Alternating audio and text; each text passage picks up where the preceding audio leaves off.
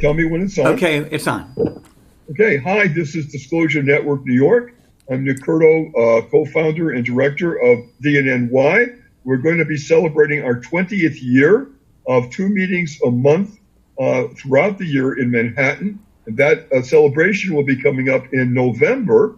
So November is going to be quite a month on many levels. Probably we're going to be doing a Zoom meeting celebration. We'll get more into that as we get closer to November. But it will be 20 years, and I'm very proud of that. We've had the most incredible people do the interviews beyond anything I could have even wished. And we're strong, and we're the 20th and 21st year, we're stronger than ever with the connections we've made and with the friends we've made. So I'm just really very optimistic about the future for DNNY. All right, with that said, I just want to tell the listeners that if you want to go to our website, I'm going to give you that now. The website for Disclosure Network New York is very, very simple. It's dnny.info, dnny.info, and you'll see some of our past programs on that. And you can also register to get our email, and those emails go out every single day, and it's the very latest of what's going on with our group and what our research is showing. And I can honestly say that our members are deep researchers, and they share the information with the Zoom meetings, with the meetings face-to-face when we have them again at the center, and also with each other. So that's what's going on. Okay, so Joe Foster is going to give us a little talk here to get us going, and we're going to have a Q&A after that. So, Joe, anytime you're ready, please go ahead. Okay, Nick, one thing I'm going to do, I did throw together a slide deck. So if I can share the screen, I'll put up my deck, and I'll talk to the slides that way. Please go ahead. That's terrific. All right. Oh, you're going to have to give me screen sharing. Let me see. The green. Where's that? The green. Okay, go to, I think, screen the green sharing. at the bottom. Oh, I see it. There we go. How's that? And then just, let's see. Nope, still disabled.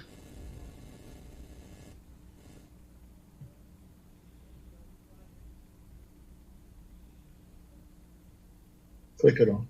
What? Take this off? Okay, whoever the host is, there should be, you can have individual or you can share one at a time. Everybody can share one at a time. So hit share, see what happens. I'm going to hit share. Is that okay? Okay, well, I see your share. Let me see if I can do, nope, I'm still disabled. Oh, see, you are, it says you were screen sharing. That's what it said. Huh. I think you have to make him a co-host, Nick. What am I doing? Yeah. What in the world is that about? Let me see. Well, if you go to your right-hand side, if you have a listing of people that are on, it'll show you at the top as hosts. Yeah. And then you can go. There's a selection with each individual. Oh. It's a pull down, and you can go to make host. What's this mute on yours and the other? What is that? Should I hit it? Try. Okay. Now where do we see share? Okay, let me see. Make co-host. Where's that? Right here where the arrow is. No, down one. Where? Right here where the arrow is. There. There? Okay, let's try that. Do that? Okay. I'm still disabled. I think we're okay. Is that going to help? Okay, something just something. It says he's a co-host now. Okay, co-host. Now I'm a co-host. All right, now I can nope. Okay, this will stop the other person. Okay, that works. All right, and I'm going to bring up my slide deck. Oh. Oh. Okay. Slide. Okay, there we are. Okay, this is just basically an introductory slide. And Nick asked me to talk about underground bases and underground structures. which is a wide open topic, and I'm sure Frank had a ton of information he was going to share. I have some, and I can share it. And if you look at this screen, there's a couple of what I call underground bases. There's a nuclear-armed Hercules base that's out here at Sandy Hook, part of Gateway National Park. Oh. Also, there's another one in Middletown that shows the Nike Ajax 53 with a lot of damage. That's also another underground facility where they stored missiles. Sandy Hook, they had 24 nuclear-armed missiles out there. Wow. Okay, most of us had no clue that was there, and that was there until 1974. Well, we've restored the entire base, and I'm giving tours out there now. So it's a fully restored Nike facility. If you come out to Gateway National Park at the right time, you'll be able to come on and get a free tour of the facility. That would be incredible. Okay. Well, I look forward to seeing you all there. Okay, but with that, I'm going to kind of jump into the real topic that I think Nick wants me to talk about. I'm going on to the next one. Now, this slide here, there's a nuclear explosion. A lot of things were going on in 1957 and 1958, all related to International Geophysical Year, ostensibly, and nuclear testing. Over 100 and some nuclear tests above ground and in the upper atmosphere were done during that time period. This kind of ties into, I believe, very strongly, tied into the UFO phenomenon. That this was also a way of studying the phenomenon, enticing it to come out into the open, where it could be observed more closely by scientifically trained personnel. And this was done worldwide, and it was an international effort. Okay, now that kind of gets me into the next thing. Somebody mentioned earthquakes. Now, the earthquakes are normal phenomena. They can be caused by any number of things. Of course, it's all volcanism. Comes from lower levels of the Earth's surface. But interestingly, space has a lot to do with it as well. For instance, over the past couple of years, we've been in what is known as a quiet period for solar activity. So your coronal mass ejections for 14 years were at an absolute minimum. Well, that's good from a certain standpoint, whereas coronal mass ejections cause electromagnetic storms, and those can knock out satellites and they can knock out our entire power grid. So if we're not getting hit with those, that's a good thing. However, there's another interesting sidebar to the phenomenon, that when we have coronal mass ejections and solar flares, the solar radiation actually acts as a shield. It goes out throughout the entire solar system and blankets all of the planets. And during that blanketing effect, not getting blasted with it, but that blanketing effect actually neutralizes the effect of cosmic radiation. Cosmic rays have no mass, and they penetrate anything, including the Earth. When the Earth is being penetrated, especially if there's nothing to slow it down, there is a heating of the core. And of course, the heating of the core of the Earth causes increased volcanism, and that in turn creates also other seismic activities, including tectonic plate shifting. Now, we've seen the effects of this. They're starting to think very seriously. Back in January of this year, Puerto Rico had 100 earthquakes.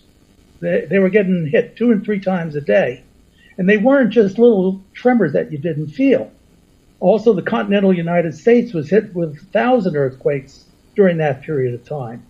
Most of them we didn't feel, but they were hit nonetheless. The other thing was that the tectonic plate activity, where the Atlantic plate was shifting underneath the Caribbean plate. That's about 100 miles north of Puerto Rico. So all of this could be tied part and parcel into the effects of cosmic radiation. So I'm going to move on here because we're going to go and talk about underground facilities. So let me move on to my next slide. All right, now, since we're talking about earthquakes at this point, Everybody remembers back in 2011, the entire East Coast got hit with a 5.8 on the Richter scale earthquake. Right.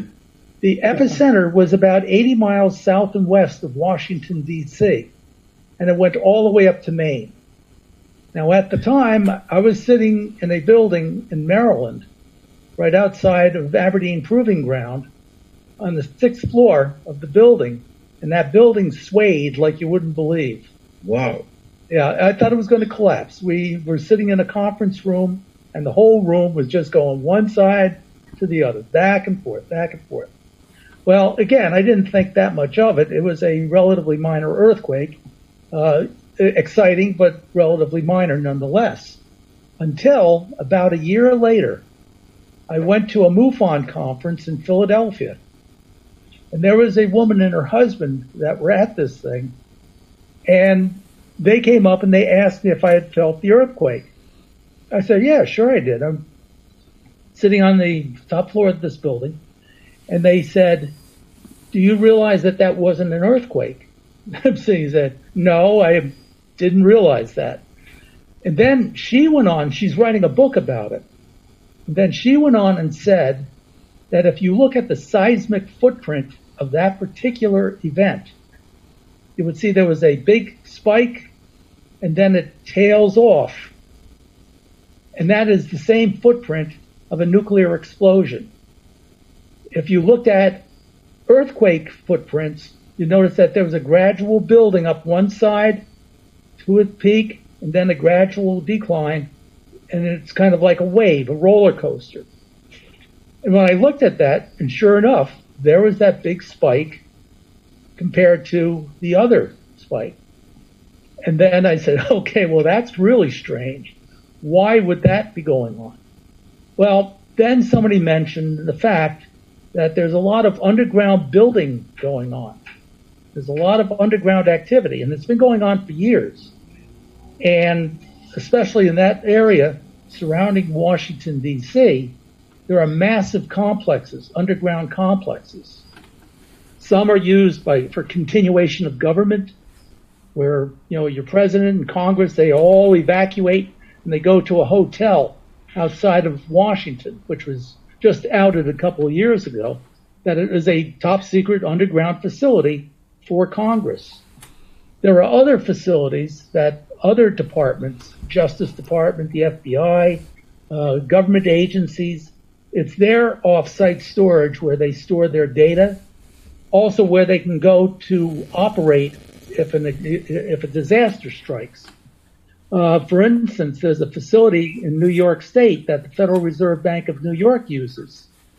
It's up in Pearl River, and it's an underground facility. And there's also salt mines up there where they store vital records. And this has been going on for years. It's not top secret. But when you put it all together, you get a much better picture of what these facilities could represent. Outside of Washington, in I think West Virginia or Virginia, there's Mount Pleasant. Mount Pleasant is a top secret facility. Everybody knows about it. Nonetheless, it is a top secret facility that's massive. It is so big you can drive semi-trailers in circles inside the tunnels, the tunnel complex. And I'm not talking about the little tractor trailers. I'm talking about the full-blown tractor trailers. So it gives you an idea of the scale of these things. And, of course, we know about places like Cheyenne Mountain out in Colorado where NORAD headquarters, or used to be NORAD headquarters, is located. There's also a number of structures along the 33rd parallel going from like Tennessee all the way to Nevada. And in that area, you'll have things like Dulce, New Mexico. Well, what's in Dulce, New Mexico? Dulce, New Mexico is the site where there was supposedly a shared underground facility between U.S. military and also extraterrestrials. That's right. Yes. And now where there's smoke, there's usually a little bit of fire someplace.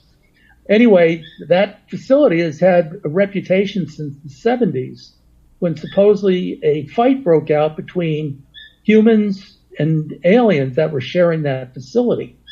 That was all brought out by a gentleman back in the 80s, Phil, what was Phil's name? Well, I have a slide for it. Anyway, let me move on here, and I'll get caught up. Okay, this is it. The Dulce Wars. There's a book that's out. Joe, was it Schneider, Phil Schneider? Yes, it's Phil Schneider, right. And this book is all about that. It's by a guy named Branton, and it's called The Dulce Wars. Now, when you talk about underground facilities, everybody knows you can dig a hole in the ground, you can put stuff in there, you can go down real deep, use mine shafts, existing caverns, or whatever. But the interesting thing is that there are numerous stories, almost like self-corroborating stories, that these facilities are also attached, that you can get from one to the other without having to go above ground. There are rumors of high-speed trains that go 500 miles per hour, maglev type trains, linking Dulce with Area 51, and so on. So there is truth. There are top secret facilities. There are even commercial facilities. And if you wanted to live in a bunker, you could buy one of those silos up in South Dakota. And fully it's hardened to take almost a direct hit by a nuclear bomb. So there's a lot of holes in the ground and a lot of things going on in those holes. I mentioned the Federal Reserve Bank of New York. They have a disaster recovery facility up in Pearl River, underground, and they can duplicate all of their transactions. Matter of fact, I'm going to give you a scary little story that really happened, and it happened to me. And this goes back to the crash. Remember the great crash? Yep. Okay, Black Monday, and the crash of the stock market and everything. Well, people don't realize it, but a couple months after that, there was a mini crash. And there was also another event that happened in Lower Manhattan, that there was a major power generation station down there in the Wall Street area, and that caught fire. And they lost power to the entire lower Manhattan. Well, the Federal Reserve Bank over on Liberty Plaza, they had their facilities, they had their backup turbine generators and battery backup and everything else. Everything was duplicated. We anticipated everything, including the company I work for. And what happened was the Fed, after they lost power, their turbines kicked in and immediately caught fire. And then the Fed went down. Now, the Fed is the most powerful Federal Reserve, the federal bank, central bank in the entire world. And this is back in 1989, 88, 89 time frame. And they're down hard. And of course, government securities trading has to take place. Otherwise, people get real fidgety and crazy. Well, that's what happened. 8 o'clock in the morning, we were to bring up our queue, enable the queue, our communications directly with the Federal Reserve Bank of New York on Liberty Street. And they said, well, we're not ready for you. So my tech was talking to the techs over there. And every 15 minutes, we had to call up. Meanwhile, the Merrill Lynch traders were jumping all on us and blaming us for this big outage, right? They want to trade. We're talking billions of dollars here. And so every 15 minutes, the Fed was not ready to repair the facilities. They could not, and they didn't trust their backup facility.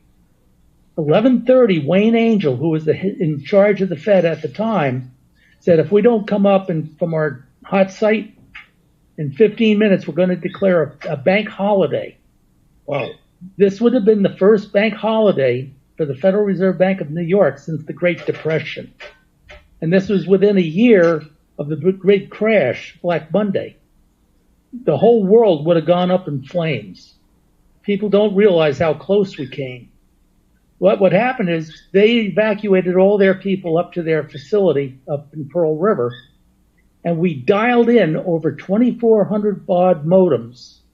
All the money center banks in Merrill Lynch, my company, we dialed in, and we cleared that day probably $100 billion at least over a dial-up circuit. Whoa. True story. True story. And within 15 minutes of a bank holiday.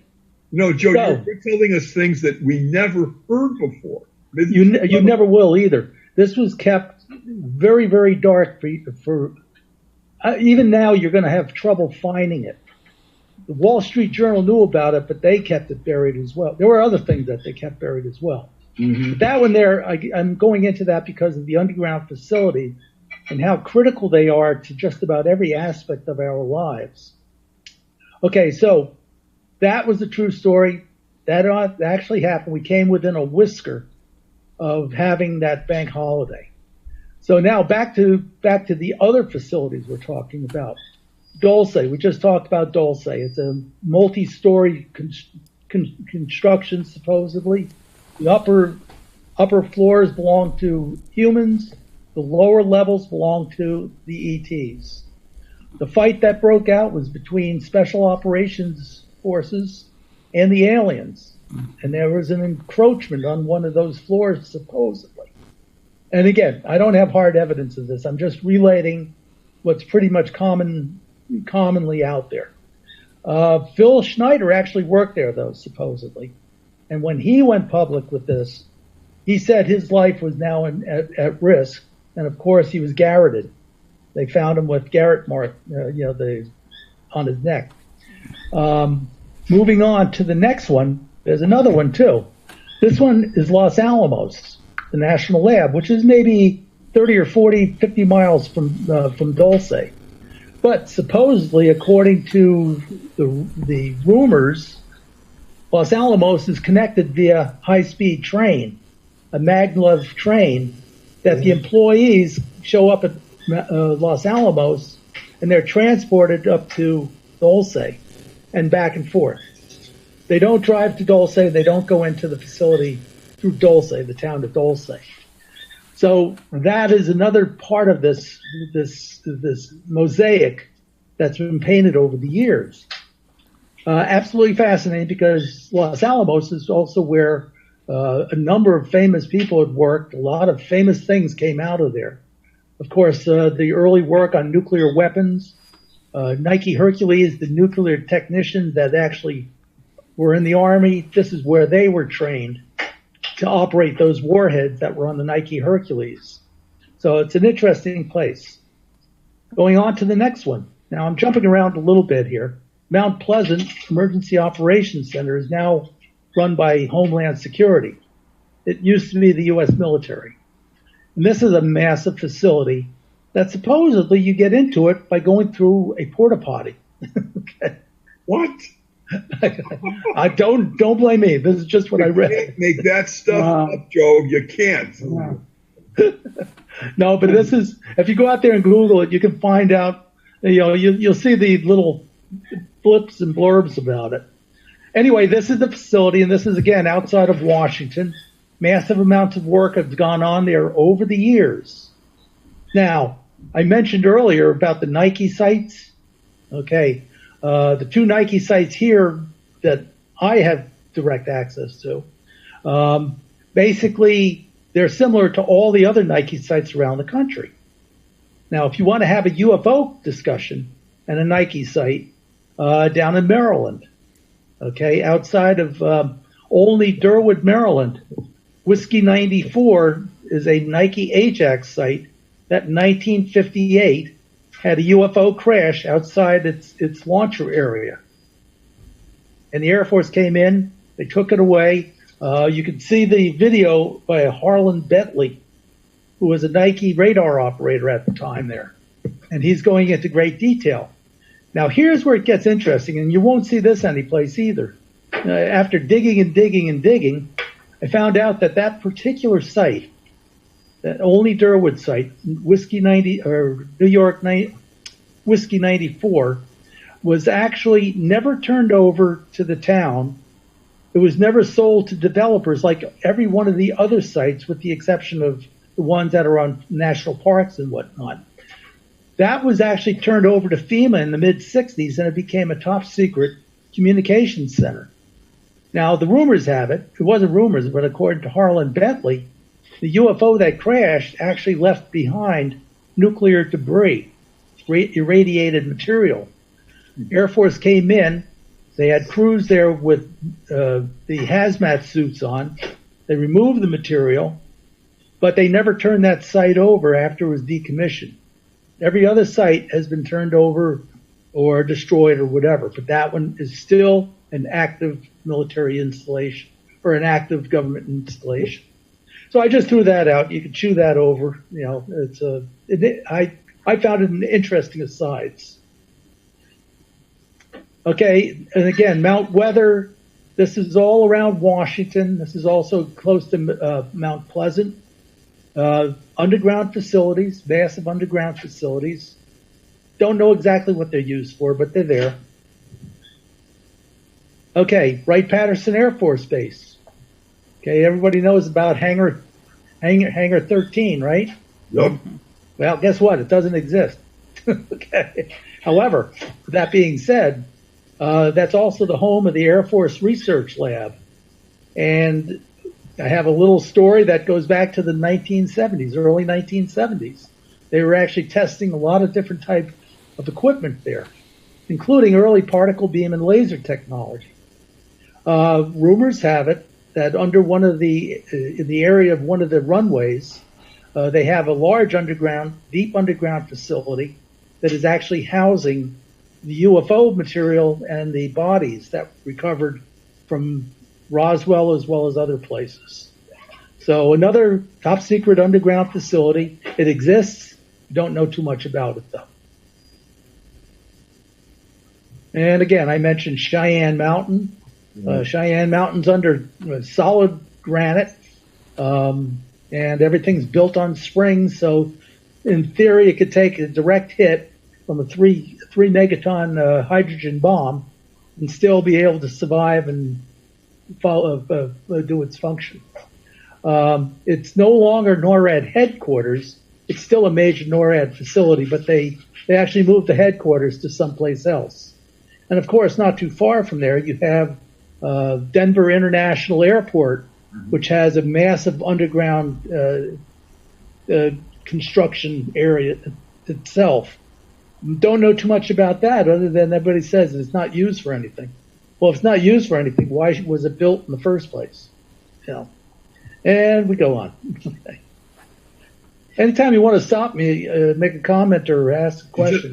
Just a quick comment that when I went into the Denver airport and saw the murals, yes, I was like, what the heck was that? It was just out of the clear blue sky. I had heard of it, but to see it, it was really upsetting anywhere. Yes. But to be in an airport and you're thinking, what is the message for this? And also they had, I believe, a gigantic statue of a horse with red eyes that glowed at night. That was outside the airport.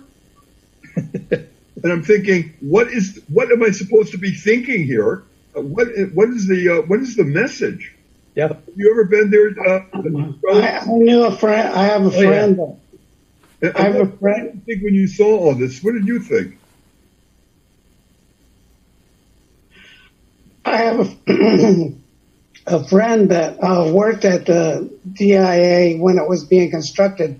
He drove the big trucks that hauled out the dirt and stuff like that. Mm-hmm.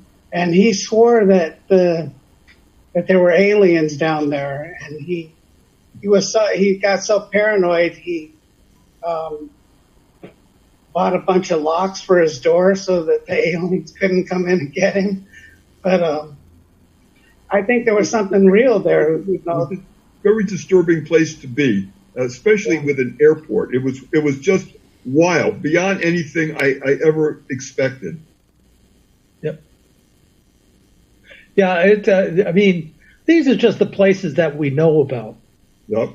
But if you think about what they've been digging and how they've been digging since World War II, okay, World War II forward, now they were using a nuclear digging machine, a tunneling machine that can do a lot of tunneling. You can go a long ways, and they keep making these things. They don't necessarily fill them, but they're being built for something. I mean, it's not just a let's keep people busy type of project. There's a plan to it. I'm pretty sure about that. Okay, here, this particular one here, this is the U.S. Army Medical Research Institute of Infectious Diseases. This is at Fort Detrick, Maryland. This is just one part of that underground facility. Now, what they've been doing there over the years is actually probably very scary, because you think of every infectious disease known to man has probably been through that facility and probably still resides in that facility, and that's out of necessity. I mean, as long as there's bugs that are mutating, they have to keep coming up with antidotes and antibodies for them. Of course, on the downside is they're also looking at these things as being militarized as well. So, it is what it is. Mm-hmm. Okay, going on. This is another one. This one's in Adams County, Pennsylvania. It's Raven Rock Mountain Complex. Have no clue what it's there for, but it does have a communications antenna. You see a satellite communications type antenna there. What is it there for? Yeah. So I'm sure it's not left over from the Battle of Gettysburg. So. Okay, and here is Area 51, Groom Lake. Another one that, there's this facility, and there's other facilities throughout the Edwards Range or the Tonopah Range. There's all types of things out there. And again, we'll probably never know what's out there, other than the fact that everybody swears that there's alien vehicles that are stored and that they're doing testing of all types of new technology. And it's been going on there since at least the U-2 in the 1950s. Yep. China Lake. Okay, this is attached to Edwards Air Force Base. This is another one of those facilities. And there was an interesting little story. They just had a big earthquake out there, and it's knocked out a number of things. And if you look at some of the reports, quasi-reports, whatever you want to call them, they said that the battle that's going on about the use of underground facilities and the human trafficking and the pedophilia and all of that stuff is supposedly part and parcel with these facilities, or at least some of these facilities. One of the facilities is this one here at China Lake. Now, interestingly, not too long ago, there was a submarine that supposedly reported finding a large entranceway, a large cave, underwater cave, off the coast of California, just to the south of Los Angeles. And the story has it that the captain was given permission to enter the cave and do a little cursory exploration of it. Well, the story has it that he decided that the cave was so massive, he was able to sail, and he asked for permission to sail as far as he could. And supposedly he got all the way to China Lake, which is 100 miles inland. Wow. And he was able to turn that submarine around in an area, a natural cavern area, supposedly. He was able to turn it around and then get back out to open sea again. Is it true? Can't say one way or the other. But it's a story that's out there, and it's been circulating for some time. So I think basically that's kind of it. This is a picture of Bell Labs, the original Bell Labs, here in Monmouth County, where they invented the transistor. Matter of fact, the entire site that you're looking at there is in the shape of a two connection diode, so that everything with the building in the middle, and the parking lots on either side, and at the very end where you come in, there's a water tower that is also built to look like a diode or a transistor. So underground facilities, well, I don't know, but all the communications and everything that went into those things, probably a lot of it came out of that building right there. So it's also the home of the Big Bang Theory, and it's also the Telstar, the first television transmission from Paris to the United States, 1962, right there. That's the facility. So anyway, that kind of Nick, that's all I had on the underground facilities. I'm sure Frank probably had a lot more to go into, but that was my slice at it. Can't thank you enough, Joe. We're going to do a Q&A if I could do that with you. Absolutely. And do we return to where we can see everybody now? How do I do that? Okay, I'll relinquish the share. Okay. Really interesting. A lot of this I never heard before. And I try to follow these things. And what you're saying, here we go. Okay, Anthony first. Anthony, did you have some comments or questions for Joe? Because I know you had some things up on the screen. What did I say? These secret entrance things. I mean, this is just me. They always fascinate me. What's the under the Waldorf Astoria? There's supposed to be a secret entrance for, protection for the president and all that. So the porta potty thing, I don't know, maybe it's just my fantasy about secret bookcases and, getting into whatever. But I can't imagine running into aliens and whatever their agenda is underground, because I haven't heard anything friendly about that yet, especially like in the Denver airport. I think there's been accounts that have been written that are pretty scary. So I'm not surprised that there's that red-eyed mural. I don't know. Does anyone have anything to say about the Denver or the porta potty thing? I have one comment for you on that. Yeah. It's something that I heard. Somebody actually took an elevator.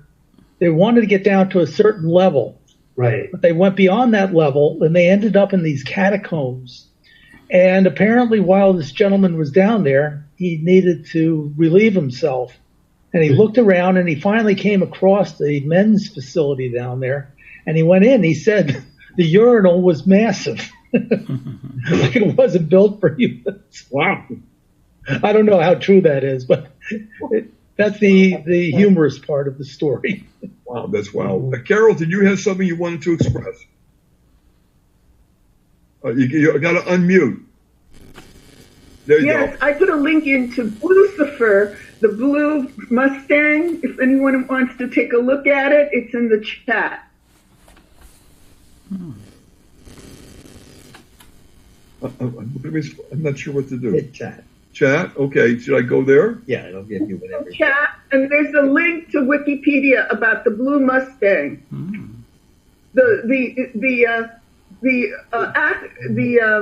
What? Artist who made it had a piece of it fall on him, and he was killed. If you're interested in that. Yeah, It's got the red eyes too. It's got the red eyes too. Yeah. I love it. I thought it was great. Do you want me to click it? It says Wikipedia. Do you want me to click that? Yes? Yes, there's a picture of it there. Okay. Let me see if there you go. There you go. That it's terrifying when you see that. And it's like, it's very unnerving when you're going to take a plane somewhere and you're seeing things like that. Okay, how do I get back? Exit. Where? Exit out. We're here? Yes. Okay. I remember that, and it was very unnerving to see something like that. That's a very strange facility, and Joe, God only knows what's underneath it. Yeah. Right, but if there's any indication of what's in the public station, wow. I mean, it blows your mind. It does. Yeah. I can tell you, when I was living in Denver, there was this conspiracy theory going around that the DIA airport was going to be the new capital of the New World Order. I heard that. Yeah. That was going on. That was around. A lot of people said things like that. And also where the Denver airport was built was originally, according to a particular source, was the Indian burial grounds that was sacred. And they bulldozed that down. That doesn't sound right to me. It just doesn't, you know? Yeah. on a lot of levels, spiritually as well as other things. It just somehow it bothered me. I mean, the Denver airport, my first question has always been, how much research have people done behind the mythology? Okay, well, that's a fair question. But when you're looking at the murals and everything, Hal, you're stopped in your tracks because you're thinking, why would in the world would that be there? No, I'm not questioning that, and I've seen the murals, and I know there's a ton of mythology around it, but I'm just wondering how much research is it done behind them to get behind the mythology as opposed to just adding to the mythology. Okay. It's sort of like what you were saying about the porta potty entrance. Considering the picture you showed of the entrance, that's a lot of people who have to go through a porta potty. You're right. That's true. Anybody else have any comments? Tom? I just wanted to say, I guess this is really a question. The incident that Joe referred to with a fight between the U.S. Special Forces and aliens at Dulce, I wonder if that's the same incident that I had heard about a long time ago when I used to sign on to the CompuServe UFO Special Interest Group. The details that they gave us, and they didn't say where it was that the aliens were going to demonstrate to the people there how the propulsion system works on their craft. So they had a kind of a small version of it, and they were going to turn it on, and the military all had weapons. And by whatever means the aliens communicate, they communicated that when they turn this on, it's going to release a lot of energy, and it's going to make those weapons go off. So would they please, remove the weapons from the room, right? Whoa. And they refused to. And not only did they refuse to, they started to reach for them and they were getting ready to fire. And the aliens realized that. And in a split second, the aliens defended themselves, and they had some kind of way of sending out, from their minds, as far as I know, a sort of I don't know, some kind of rays or something that would cause damage to people. And about 40 humans were killed during that incident. So that was what I heard. And I wonder if, Joe, if you ever heard any details, anything like that about that incident. Well, I heard, I guess, a variation of it. I heard that there were 60 people killed. Wow. And that there were aliens that were killed. But also Phil Schneider removed his shirt and he showed the damage from the ray that he was hit with. Oh, there you go. He wasn't killed, but he was badly wounded. And one of the special operations guys got him to the elevator and got him out. Oh, my God. But that special operations guy stayed behind with the rest of his team, and he ended up getting killed. Wow. Again, where truth ends and fiction begins. Yeah, it's very, very difficult to find that. Yeah. Okay. And then if I can add one more question, is that all right, or should you go on? No, please go ahead. Okay. When I brought my little sample artifact that I believe is a piece of the Roswell ship, when I brought that to this psychic who was a psychometrist, she said that there were 4 aliens on the ship, and 2 of them were still alive. And she said the 2 that are still alive are at a location to the north and west of the United States. And, she didn't elaborate, but I had the impression she meant an under-ocean base. So I wonder if Joe can say anything about under-ocean bases. Well, I can definitely speculate about it because I firmly believe that's where most of the bases are. The one area that they talk about, and there was a certain amount of investigation that went into it, right in that area where that submarine supposedly found the entranceway to a cavernous tunnel. There was also a structure that was identified on Google Earth. Oh. And it looked like there were massive columns, and it looked like an intelligently designed structure. Mm-hmm. Now, they were saying that, and that's not too far from where the trench right off of California by, what's the island? Catalina Island, where UFOs have been seen for years. and there's been all types of activity there. Other bases, the bases that I heard of, and made sense because of something that I had seen in the same general vicinity, was around the Marianas or the Marshall Islands. And that goes back to World War II, that the cruiser, the Navy cruiser that was carrying components for the atomic bombs that were dropped in Hiroshima and Nagasaki, actually had a sighting in that area of the same thing that we had seen when I was coming back from Vietnam. So, and that's an area that for years they've said they believe there are underground facilities, not just one, but there may be a number of them in that portion of the Pacific. Of course, you have the deepest part of the ocean right there too, where now they're hearing strange sounds coming from it. The Marianas Trench and the deep, the Challenger Deep. They're hearing some very, very strange things down there. So who knows? Well, thank you. I tend to go with the underwater bases as being the safest place for them. Thank you. No, I think so too. Bruce, I see you there. Did you want to have a? I have a question. Okay, Carol, and then Bruce. Carol, go ahead. Okay. I wanted to ask Joe to go back to the geophysical year of 57 and 58.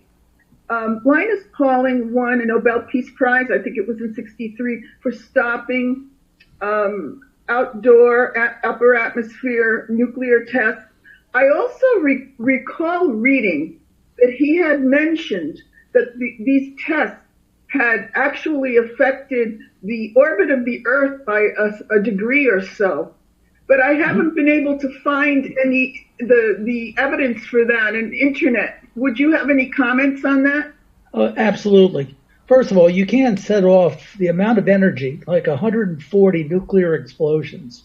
The majority of them were hydrogen, and most of them were in the 3 megaton range. You're adding massive amounts of pressure that could definitely have an impact. Especially, there were 3 main areas where these tests were taking place. You had in the South Pacific, United States, and France. Both were using those areas, in addition to in California and Nevada, as well as New Mexico. So you're looking at areas where a lot of explosions are going off. The Russians had two areas that they had. They had an island to the extreme northern part of the country above the Arctic Circle, and that's where they set off the largest nuclear explosion in the history of mankind. It was 57 megatons, when most of the other explosions were in the 3 to 10 megaton range. So that was a massive explosion. And again, the force of that thing would have to have some type of an impact on the rotation of the Earth and also the orientation of the axis. Now, with that being said, in modern times, since we're not having nuclear tests anymore, there is even more that is being done to influence the orbit or the rotation of the Earth on its axis. India has built thousands or hundreds of water projects. These massive dams, when they dam up the water weighs what? 18 pounds per gallon. And you're talking billions and billions of gallons of water. At the same time, the Chinese have a massive building program going on where they have poured more concrete in 1 year than all the rest of the countries have done in over 10 years. So this all is weight, and it's a bulge basically between India and China that has altered the rotation of the Earth as well.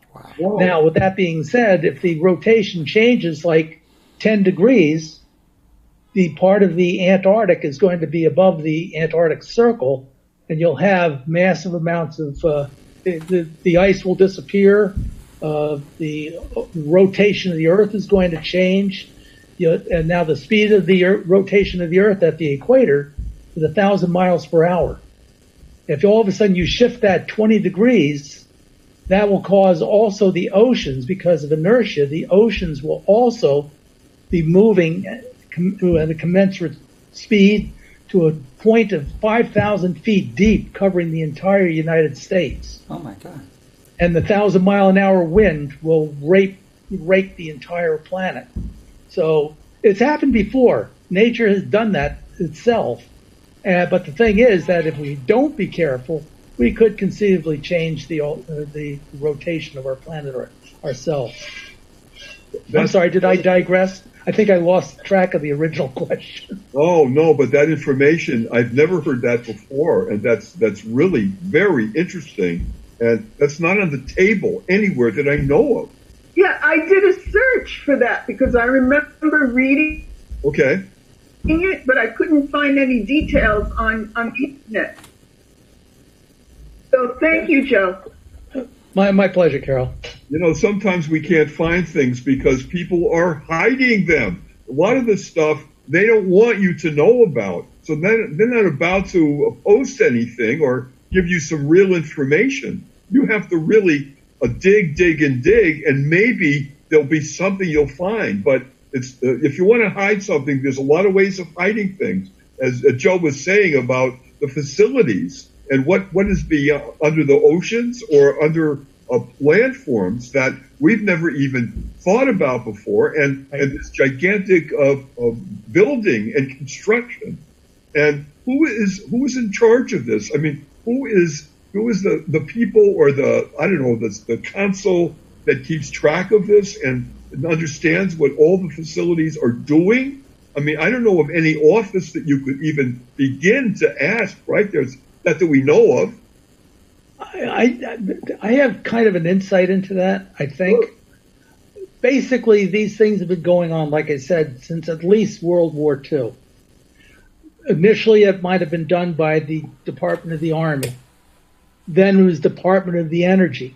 Then it was Department of the Interior. Right. And each time you go through, they do their portion, then all of a sudden it's handed off. So the original reason that they were doing the work was for this. But as it morphs and grows and takes on a different life, by the time you get to where we're at now, there may have been 3 or 4 different plans that went into it. So the overall plan is only in small pieces. Mm-hmm. Like if the military is doing something, they're going to do it specifically as a command and control area. They need total power independence. They need to be shielded. They need all that stuff. The engineers design and they put it in. They'll bring in and set up these gigantic generators, and they'll power them by diesel fuel. And they have to have 60 days supply of diesel fuel in order to run these things into a point where you might be able to get power back from a normal source. Or nuclear, maybe they're using nuclear facilities. You know, there's so much experimentation going on. So we don't know, except if, every once in a while somebody might tell you something that they worked on, and you say, gee, that's really, really interesting. What's it doing now? And who's doing it? It was Army at this point. Now it's FEMA, different mission. Okay. So it's all out there, and there was a plan for everything at one point, but I'm sure the plans have changed over the years depending on the needs of that point in time. And all these various compartments, all these various facilities, and where's the communication? And is there a central place where all these things are being put on a table? Yes, I mean, New World Order. So many questions here. Yeah, the New World Order. Yeah, well, hello, right, and we could spend a weekend on that easily. Bruce, I saw you're here, and I'm glad you are. Is there anything you'd like to contribute to the questions here? He's muted. Right, you're muted. If you can hear me, if you want to unmute, Bruce, we'd love to have you join the party here if you can, if you want to. No, okay, all right, we'll move on. I have a question. Okay, Rena, please go ahead. In the 1990s, I read Brandt's book online. They had it online, the Dulce Wars, and there was one chapter that I found very interesting. I guess the reptilians. There was one human that found this tunnel that had relief carvings on it of a time that way in the distance, like the animals and plants were totally different than our time, and this relief carving that glowed phosphorescent green, and the reptilians wouldn't go down that tunnel, but this guy found this, and I guess there was a rumor that there was a ship that existed in this tunnel somewhere. Well, in my folklore research, I found a story in Wales of a guy that went into one of these mounds, that they have man-made mounds in Wales and all over England, and inside the mound there were these walls with the phosphorescent relief carvings too. Have you ever heard of anything like that in your? I've seen science fiction shows that use that same description, and if you look at these shows, a lot of the science fiction that you see on television, a lot of that comes from sources that have said it actually existed, and it became a storyline. Star Wars is like that. The Death Star, they took a picture of a moon, I think it's of Jupiter, and it looks exactly like the Death Star. Then they found another one just like it on one of the other planets, completely looking like the Death Star. And they said that is what inspired the story Star Wars and the description of the objects. The cave. I'm just trying to think of the most recent one. Taken. The series that was put out by who was that? Famous movie producer. Spielberg, right? Spielberg. There was one segment where the good son of the bad guy from Roswell was up in Alaska, and they were investigating ruins that they couldn't explain where they came from or who the people that created the ruins were. And of course, they got down into a secret burial chamber, and they found the same artifact type of hieroglyphs, and they glowed on the wall of that tomb. Wow. So it sounds very similar to what you just described, but I haven't seen anything saying, this is what they found or where they found it, other than in the Grand Canyon. Supposedly they found Egyptian artifacts at one point, along with everything, and it disappeared. So I don't know. There was that one explorer that supposedly found a cave full of Egyptian stuff. Yeah. But something happened to him, or? No, they proved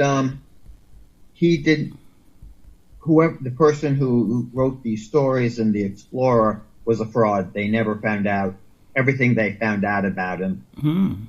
Just proved that it was not even a false lead; it was fraudulent. I don't know, the reality of these cases. I do know the reporter at least, and the Explorer were a mock-up. But if I could just go back to the underground bases for a second, has there been any work done on the fact, that they are multicultural connected, or like we have some that we're working on and have worked on, and then China probably has some, Russia has them. Has there ever been work done that they're connected all together, or they're separate countries work? The only thing I've ever heard, everybody's been doing tunneling and digging. Great Britain, since World War II, they have a ton of underground bases. China's been doing underground bases there on the South China Sea in the Gulf of Tonkin, Hainan Tao Island, in that area. loaded with underground. They have an underground submarine base that you can drive 100 ships into. As far as joining them all and doing something under a UN auspice, we haven't reached that point yet. I mean, the globalists will have us there sooner than rather than later, but we're not there yet, I don't think. Oh, also, I noticed Bruce is on. And Carol, based upon, I think, a question you had, hey, Bruce, can you hear me? Bruce Pearson. Yes, I can. Sorry, I had to drop off. I had an international call come in, so I apologize.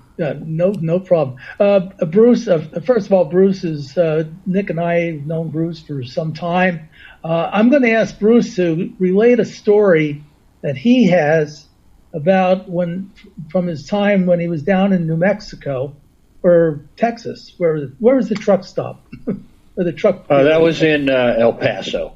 Okay, we're talking about underground bases and underground activities and UFO activity based upon that. How about, can you relate your story about the story you were told? Yeah, I'll try to condense it down. I was doing a freelance job running a Jumbotron truck from Pennsylvania out to the Rose Bowl in Pasadena. On the way back, I had trouble with the truck. It was a cab over, huge 40-foot screen, straight truck, not a semi. So I had to get to a GM dealer, and Rush Truck Centers is it's a chain of truck centers owned by, it's a dealership chain, which is pretty prevalent in the Southwest in terms of the number of outlets they have. It was a Saturday afternoon. I had trouble with the truck. They had to work on the catalytic converter system, even though it was a diesel on it. It was pre-DEF. So they got me in first thing Monday morning. I got the truck in at 7, and I was just wandering around a lot. I have a CDL, and just looking at the new trucks and stuff while I was waiting. And a guy came out and said, "Oh, you're interested in a new truck?" He thought I was looking to buy one. I said, "No, not quite." So he said, "What are you doing?" I said, "Well, I got this cab over in there for service." And he said, "Really, that's an interesting truck. What do you do?" He said, "Come on and have a cup of coffee while they're working on your truck." So I told the guy what I did, and I told him that I had spent many years. I went to college out there in New Mexico, up in Portales, and I said, "Oh, really neat." And I worked on documentaries and aviation. He goes, "Oh, come on in my office." He said, "I want to show you something." Well, he had a file alongside his desk. He was the head of marketing for the Rush Truck Center Peterbilt dealership in El Paso. And I must have spent 3 hours with this guy. The truck was long done before I got out of there. And he told me the story of his father. When he was a kid, his father was in the Army. They were at Holloman Air Force Base. He was assigned to Holloman at Holloman for a number of years. They lived in Alamogordo, and it just so happens my oldest younger sister, I have 2 younger sisters, is now the base commander's administrative, she's a civilian, but she's the administrative aide to the wing commander for the last 5 years, and the base commander at Holloman, interestingly, ironically, and coincidentally.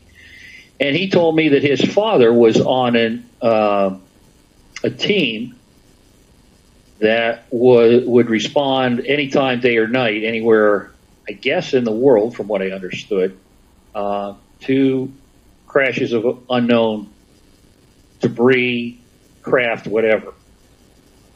He told me in great detail that they would, just like, the scenes from, you were talking about Spielberg, from Close Encounters, where they're all loading up and taking off. He said him and his mother, a number of times, in the middle of the night, he would get a call.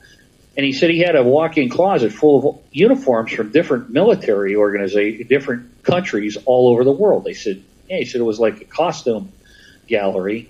And he grabbed one of these uniforms, put it on. My mother and I would drive him out to the air base. We go through, we drop them off. We go outside the fence, and we'd watch them load these cargo planes up, and 3 or 4 of them would take off in the middle of the night. And I said, "Well, where was he going?" He said, "Well, he would never tell us, but at that time, in the 60s and 70s, he would call, collect, and ask for himself. And when he did that, and my mother would say, 'No, he's not here,' right now and hang up, then we would know that wherever he was safe.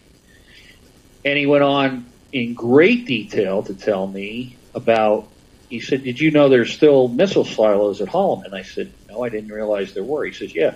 He says, let me show you something. So he pulled up, and we could do it now, Joe, if you wanted to independently. He pulled up Google Earth, and he said, now I'm going to show you the ball field. And he said, do you see anything interesting? I said, yeah. Then there's 5 or 6 or 3 concentric circles, huge concentric circles that you could see under the grass at the ball field. He said, that's the top of the missile silos. They're still there. And he said, you could see them clearly. I'm not, obviously it's Google Earth. I said, well, how long have they been there? He said, my father took me down there. I said, well, how did your father take a kid down there? He said, I could tell you, I could show you exactly what building we went through. We walked down this long stairway and got in an elevator and went down and walked around down there. There's a huge underground facility there. He said one of the weirdest things was he took me out northwest of Alamogordo in a government station wagon one time. We went down this dirt road that was off the main road. He didn't show me where on the map. And he said we went through a door, and there was a garage door, huge garage door kind of thing, like a hangar door, but it had material glued on it and painted so it looked like the side of the wall of this canyon.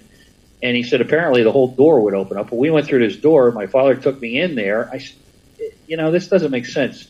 Highly classified, I'm sure. And he's taking a kid down there. He said, look, I'm just telling you, I went down there. We went into this room. There was a guard outside, and there was just a big room with a desk and some file cabinets and a wall with black and white monitors on it. And a couple phones on the desk. And his father said, well, these are cameras from all over this part of the country. And if we get a call, these cameras sometimes will have stuff on them or at least have contact information or people, and we have to go. And so he said, as a kid, I asked him, well, what do you go after? He said, well, sometimes it's meteorites, sometimes it's junk that, satellites, and sometimes it's other stuff. And he said, what do you mean other stuff? He said, well, sometimes it's craft that aren't ours or anybody else's that we know of. He said, sometimes it's craft from other planets. And that's what his father told him. So, this is completely out of context. I'm doing a sports broadcast, and I just met this guy, but he came across incredibly credible. Not that you can vet anybody by just talking to him, but I've been in documentaries and investigative journalism most of my career for 45 years. You get a sixth sense whether somebody's, missing a couple marbles upstairs or whether they got an agenda. And he said that a lot of the stuff, one time his father brought back a carved wooden box, and it looked like it was from Morocco or someplace, and he gave it to him. And that a lot of the stuff, when he died, his father had put up in the attic that he said he kept for him to see after he passed on. Well, they were not in base housing. They were in a house downtown in Alamogordo, and all of a sudden they had a fire up in the attic. No reason why. And he said the thing that was weird about it was that it was contained in the attic. There was the fire marshal afterwards, because they filed an insurance claim, said that there was no explanation on how it started. And they actually thought that he had started it, that the kid had started it. It was kind of arson because there's no reasonable explanation for it. But the interesting thing was the base fire department came to put it out, not the Alamogordo Fire Department. He said, now, why the hell would they come off the base to put a civilian structure in town out? But it burned out all the files and stuff, interestingly, that his father had left for him, that he said he wanted him to see after he died. He also digressed and told me about the gentleman, and I went back and looked up the newspaper articles and the video, the news clips about the guy who had developed a carburetor that would do 75 or 80 miles per gallon at that time in 72, I believe it was. And the guy went public with it, and he was going to sell it commercially, and he was warned not to do it. And lo and behold, 2 weeks later, he committed suicide along the road outside El Paso. Oh, wow. Oh, yeah, and I went and looked this all up, and I verified everything the guy told me. He said he knew that guy very well, and he said I had told him when he came to the truck center or wherever this fellow was working, he said, I told him, you should not, if you're going to do it, you got to do it immediately and, get it all over the place, because if not, you're in jeopardy. If you won't sell it to the, I guess General Motors approached him, I believe was the story, and he said, no, I'm going to make sure that the world gets this. And it cost him his life, as so many times happens with this technology. That's a sidebar. But the guy wanted to tell the story, and I did give his information to Linda Howe, and she said she wasn't able to contact him. So I did call back down there, and he was still, this is about a year ago, Joe? I guess it was. Mm-hmm. So I'm going to try to follow up again with him, and I'll do the interview with him, because I'd hate to not have this story at least vetted and somewhere on the record to see if it's legit or if it isn't. But I was quite impressed by the detail. And obviously, did you look up Google Earth there, Joe? Were you able to find that? Of Holloman Air Force Base. See if you can get a picture of it. See if you can find the ball field where he showed me these circles. He said, what do you think those circles are? And they were huge. They're like 40 feet across. He said, that's where the tops of the missile silos are underneath. There wasn't really any other way to explain these circles unless they had like septic tanks under them or something. It seemed pretty obvious. So that's the Reader's Digest version of the story. I'm sure it sounds about as strange to you as it was for me living in it. But what's the chance of running into a guy like that? Bruce, thank you so much. It's so wonderful that you're joining us. And thank you. I'm sorry I was late. Come to any of the Zoom meetings we have. We really would appreciate your attendance. Absolutely. Thank you for your kindness. So glad you're with us. Anybody have any other thoughts or questions at this moment?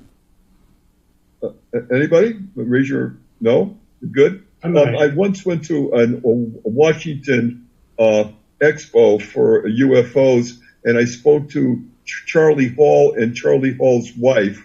Does anybody know who that is? Oh, yeah. Right, Charlie Hall. And I was talking to his wife because he was signing, I guess, a book or something. And I said, what do you think of your husband's amazing lecture that he gave? And she said, Nick, I knew nothing about this. And after we were married, at one point he said, honey, I want you to sit down. There's something I need to tell you that you need to know. And she said, I sat down and said, what is it? And then Charlie Hall told her what his experiences were in the desert when he was meeting extraterrestrial beings, and they were from the base. They were in a special section of the base that was forbidden to anybody to go there, but at night they would go out into the desert. He said not only were there men, but there were women, and there were also their children that were there. Mm-hmm. And he said at one point, one of the women came over to him, and they were all fairly friendly, but one of the women said to him, he said, I'll never forget it, she said, we love our children more than your Earth people love your children. And he said what I got from that was, if we ever did anything to in any way endanger or hurt the children, there would be a lot of consequences to pay. Mm-hmm. Just a very interesting comment.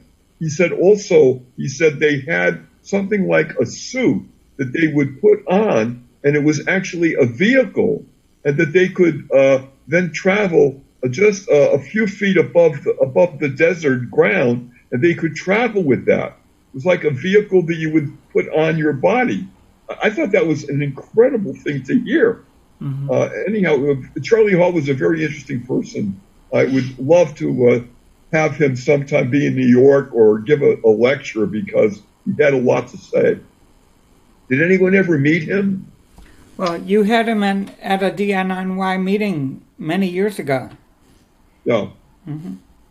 That's an amazing person. Anyhow, wow. Again, Joe, you gave an amazing talk. Yeah. We're very indebted to you for this. Absolutely. We're going to do more on the tunnels, because there's a lot of information on this. And we're going to have more on the next meeting we're going to have in a couple of weeks. So that's coming up. We're about 90 minutes out now, so we're just going to wrap up. And any final thoughts that anybody wants to say before I wrap it up? No. Okay, we're good. All right, again, thank you all for attending. This is recorded, and it will be on our website as well as on YouTube, the audio version. Tom, thank you so much. Oh, you're welcome. With that project. And this is Nick Curto, then, for Disclosure Network New York. Thanking you all for listening to our program, and may you all connect the dots on your journey to find the truth. Goodbye for now, and much love to everyone. Take good care, guys. Thank you, everyone. Thanks, Thanks, Nick. Nick. Be safe, everybody. Love to all.